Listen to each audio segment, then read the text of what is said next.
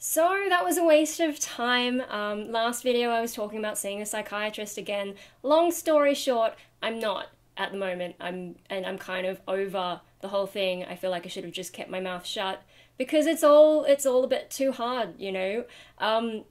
So what happened the day after making that video is I called up the psychiatrist's office to try and make an appointment, and my home phone was messing up, and I had to call back on my mobile before I could get any clear sound.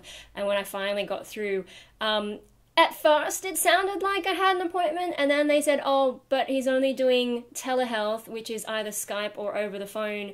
And I kind of panicked because I wasn't expecting that. I live in Australia. There's not a lot of COVID around. We do have an outbreak in Sydney at the moment, but, you know, they're pretty good at getting on top of these things. And my side of Sydney doesn't have any of it, so... And I'm half vaccinated, and by the time I would be due to go in, I would be fully vaccinated. So, you know, the risk is pretty low, and yeah, I don't know. Maybe it's because, like, the psychiatrist I'm seeing is a bit older, maybe he has some health problems, I don't know. Presumably he would have had the opportunity to be vaccinated by now, because being in that age group, I assume.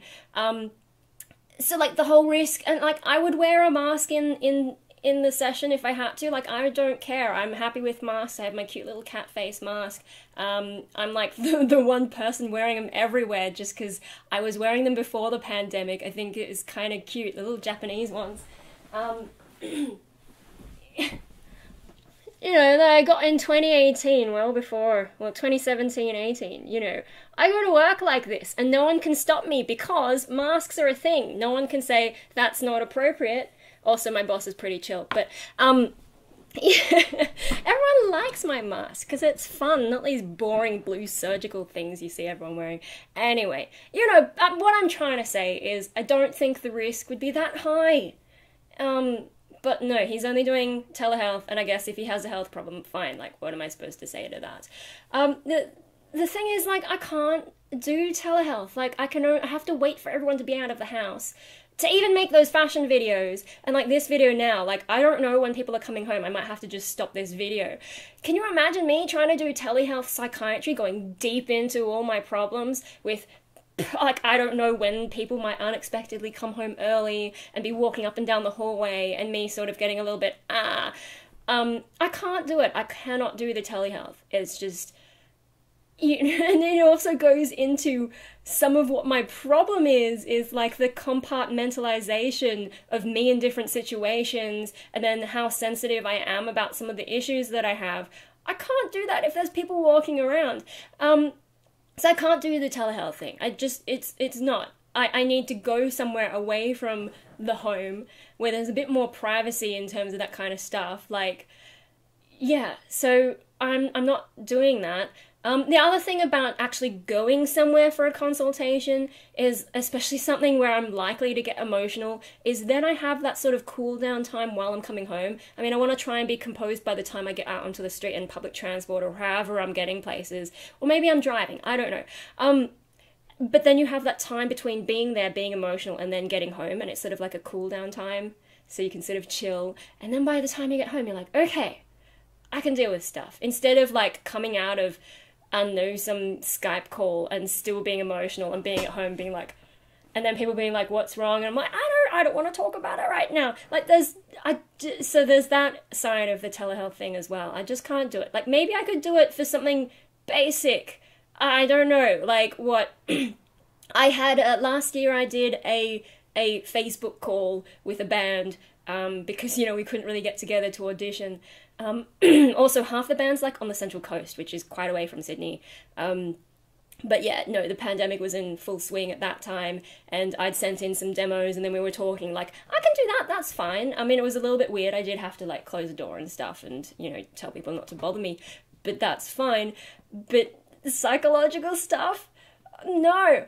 And I should have just said this to the reception lady, but I kind of panicked, because, like, when I get emotional, especially in those sorts of situations, my defenses just go boop, and I have no control over it. It's really hard to get anything through. I mean, maybe one of the reasons I do YouTube is because I can open up to the camera instead of, like, me being in one of those kind of real life sort of things and going, you know. I mean, yes, even if I go and see a psychiatrist or whatever and try and talk about stuff, I'm probably going to have that problem. But you do sort of, over time, open up more and more in those sessions. But that's not going to happen on...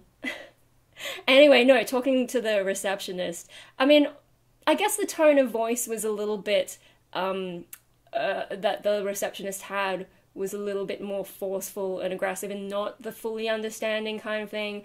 But also I just wasn't expecting the whole, ooh, telehealth in Sydney. You know, when we're this far through the pandemic, it just seemed unnecessary to me. I was not expecting it. So yeah, my brain panicked, and she was saying, oh, it's only over Skype or phone. And I told her that I don't know how to use Skype, and I'd call back when I figured it out.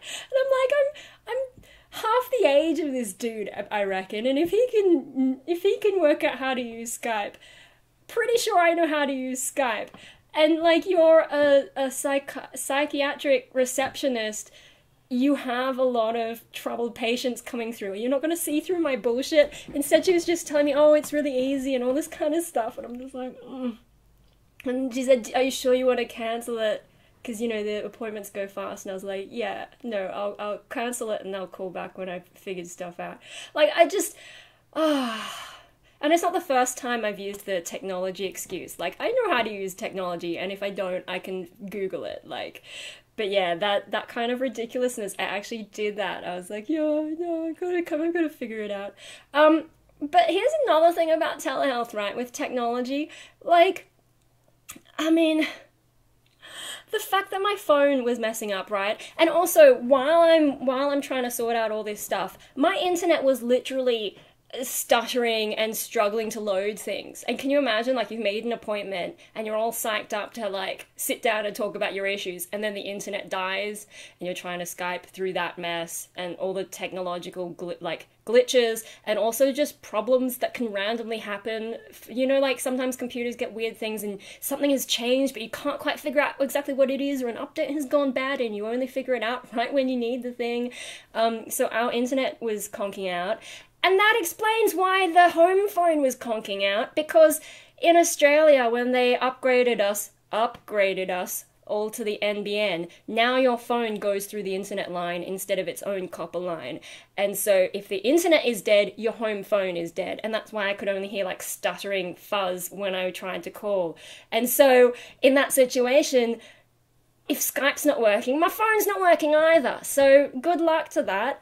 And I'm still on prepaid for my mobile because I don't use my mobile that much. I am not paying for a plan, and I'm not paying a huge amount of money to be able to make endless calls, because who am I going to call? I'm not that social. So if, like, I mean, I don't know how they do it, but if they expected me to call them for a 1-hour appointment, fuck that. I'm not spending all my phone credit on this psychology stuff when I could just rock up and see someone in person.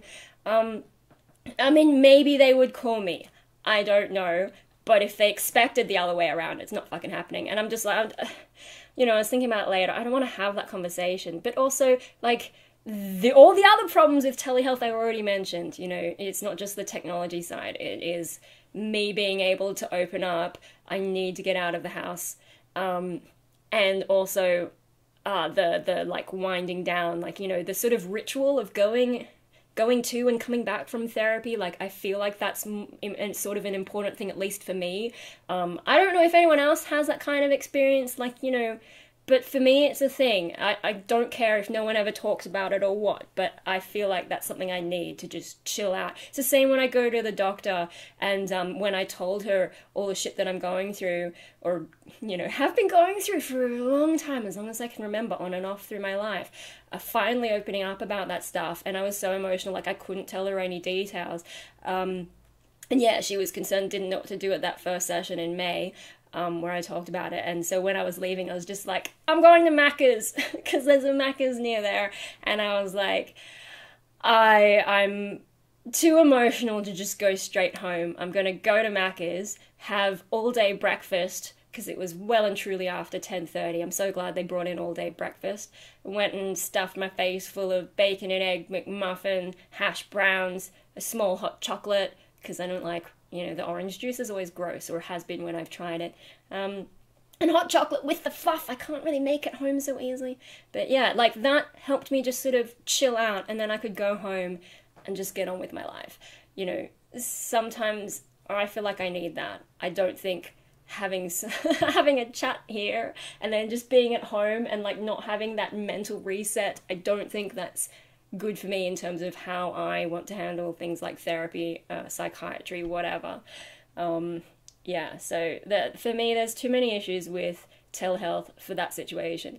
The other thing is, if I was okay with telehealth, why would I limit myself to people in Sydney? Like, I could have a session with anyone in the world, you know, time zones allowing, but, you know, I'm not even a regular daytime person anyway. I could log in the middle of the night and talk to someone in America or whatever, you know, who might have more experience in some of the issues I'm dealing with. So, you know, there's that. So yeah, it was, I don't know, the whole thing's just disappointing, and now like I was pretty unhappy after all that went down, and feeling like, oh, I don't even want to see my GP at this point to like find someone else. I think I just need to chill for a bit. I will have to go back to my GP to get another prescription for the pill, but that's not for a while. So yeah, I don't know what I'm gonna do. Maybe I need to look at another kind of therapy or whatever and suggest, because I've got a friend who is studying psychology who suggested schema therapy, which I don't know a whole lot about, but from what I've read so far, it seems like something that I could possibly relate to a bit better than all this mindfulness-based crap. Just, like, I'm not sure schema therapy, how much it would help, because yes, on the one hand I find it relatable. It sort of like breaks up your different issues into like their own, almost like people, like their schemas, their like ways of thinking and so on. And if you consider like ways of thinking are a bit like who you are, but like in different emotional states, I guess, like it sort of breaks you down into different people, and maybe I can relate to that more because my brain already kind of does that in different situations, is operating differently, and I find that jarring even though it's a pretty normal experience. So, relatable. On the other hand, maybe it would exacerbate some of the issues because now we're officially breaking me down into all these pieces. And maybe that's not so healthy. I don't know, because like if you've ever looked into things like DID, dissociative identity disorder, I mean, some of the debate about whether or not it actually exists has to do with therapists causing the condition by treating you like that in the first place, like by saying, yes, you are different people, and sort of causing people to like put on those roles and sort of manipulating people into feeling like that. I think maybe in the 70s or whenever one of those early famous books came out, a lot of people, there was a lot of problems with therapists who were trying to see things that weren't really there and encouraging things that way. And I do wonder a little bit if schema therapy, because I'm already biased to that way of thinking, if that would just make it worse for me. Maybe like I would start seeing myself in more pieces again. Yeah. But maybe, I'm like, who even does that in Sydney? It's hard to, like, there was a website full of people, but I get the impression that it's not a very common therapy, and it also sounds like it takes a number of pretty intense sessions to get anywhere with it, which sounds expensive. I don't know how much Medicare would cover that sort of thing. So there's a lot of tricky things in terms of that. And like, do I suggest that to my GP next time I see her, or do I just forget the whole thing and do what I've always done and just deal with it my own way? Somehow, even though it's more frustrating these days, I think because it's not as strong, and so it feels like more of this vague thing, and I'm like, well, how do I even handle that? And then going along with, like, I've tried so many things in my life, and a lot of it hasn't worked, and I've lost interest in a lot of things, so what do I even try next? I don't know. But yeah, so the psychiatry thing's not going to happen.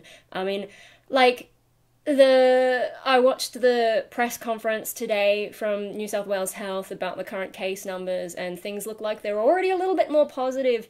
Not positive in a COVID way, but positive in a good way. The word positive has gotten so weird the last couple of years. Anyway, yeah, no, I was watching that, and it sounds like, as long as there's no, like, tricky things hiding out there, maybe the Sydney case is starting to chill out again, but we'll see. Because it's Delta and everyone's freaking out about the Delta strain. We'll see how things go with that. But even once Sydney, chills out again and we have no COVID again, I cannot see a psychiatrist who is going to jump to telehealth that quickly. Like, I need to see someone I can see in person. Yeah. So this psychiatrist that I was going to see is not the psychiatrist for me. And I think I need to, next time I do talk about this with my GP, I need to say that, like, I cannot do telehealth for these problems. I cannot be in this environment not knowing who's going to come home, who's walking down the corridor, or like, if you've seen my live streams where occasionally Dad will pop his head in and be like, oh shit, I'm on camera, hi guys.